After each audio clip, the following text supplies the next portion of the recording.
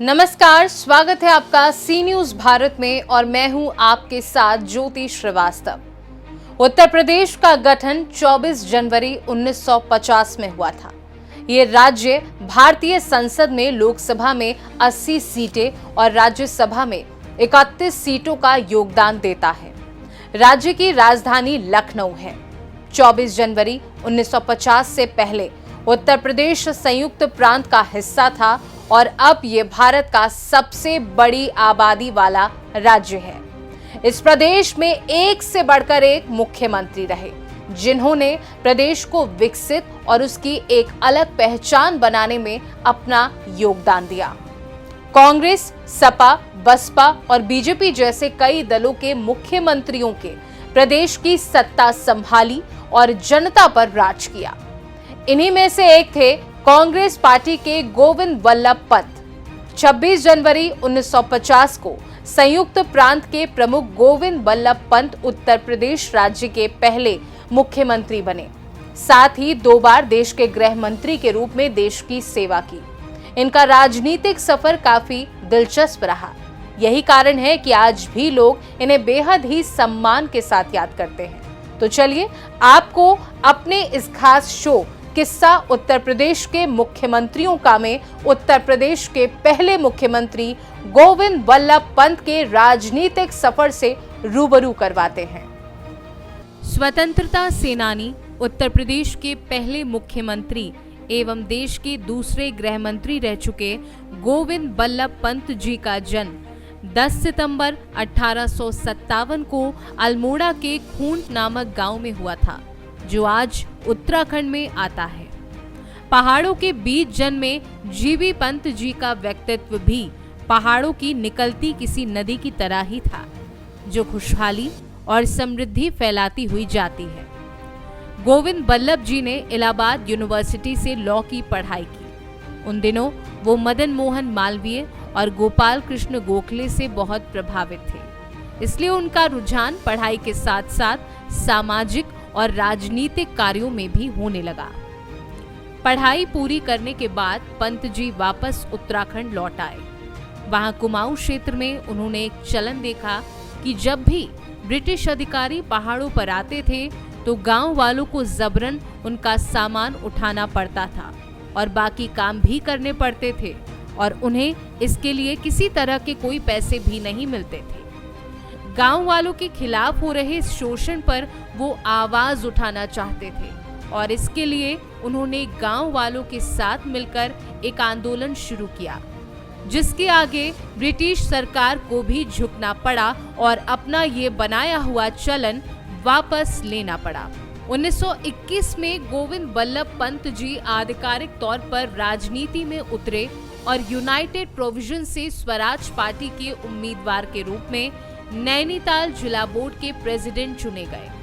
1925 में लखनऊ के काकोरी में जब कुछ क्रांतिकारियों ने ट्रेन से जा रहे सरकारी खजाने को लूट लिया तो पकड़े गए क्रांतिकारियों का मुकदमा लड़ने वाली वकीलों की टीम का नेतृत्व पंत जी ने ही किया। गोविंद वल्लभ पंत का मुकदमा लड़ने का ढंग निराला था। जो मुवक्किल अपने मुकदमों के बारे में सही जानकारी नहीं देते थे, पंत उनका मुकदमा नहीं लेते थे। अंग्रेज मजिस्ट्रेट की आपत्ति होने के बावजूद एक बार वे काशीपुर कोर्ट में धोती कुर्ता तथा गांधी टोपी पहनकर चले गए थे। गोविंद वल्लभ पंत अच्छे नाटककार भी थे। उनकी लिखी कई नाटकों को उच्च कोटि का माना जाता है। वहीं 1928 में लाहौर में साइमन कमीशन के विरोध में जो प्रदर्शन हुआ, उसमें अंग्रेजों की लाठियों से लाला लाजपत राय जी की जान चली गई। इधर जब साइमन कमीशन लखनऊ पहुंचा तो पंत जी निडर होकर लाला लाजपत राय की राह पर चल पड़े और अपने साथियों को पीछे कर खुद अंग्रेजों की लाठियों के सामने खड़े हो गए। इस प्रदर्शन में गोविंद वल्लभ जी को कमर में गंभीर चोट आई, जिसके कारण वो बाकी उम्र अपनी कमर सीधे करके नहीं चल सके। वहीं जब नमक कानून का उन्होंने विरोध किया तो उन्हें जेल हो गई। जेल से बाहर आने के बाद 1934 में उन्हें केंद्रीय विधानसभा के लिए रोहिलखंड कुमाऊं विधानसभा से चुन लिया गया। जिसके बाद 1937 में वो ब्रिटिश के यूनाइटेड प्रोविंसेस के पहले प्रीमियर बने।